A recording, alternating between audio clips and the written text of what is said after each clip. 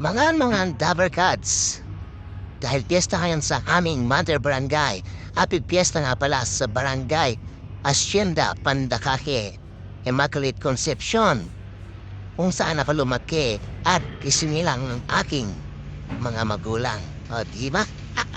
Tara, magluto tayo ng crispy kanto fried chicken ala Jollibee style, McDonald style. Ang daming style yan. Kanto fried chicken. Haha. Bali, tinimplahan ko nga pala yan ng naglagay ako dyan ng suka. Siyempre, naglagay din ako ng lemon. At naglagay ako ng konting vegeta. Naglagay din ako ng maraming paminta dyan.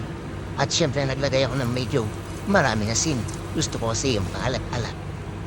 Ayan, tinimplahan ko siya.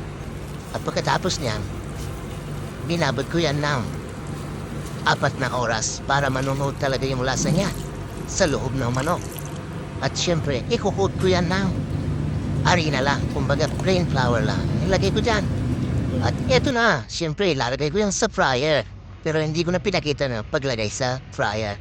Luto na ang ating siyempre, Jollibee style, McDonald style, fried chicken, kanto fried chicken.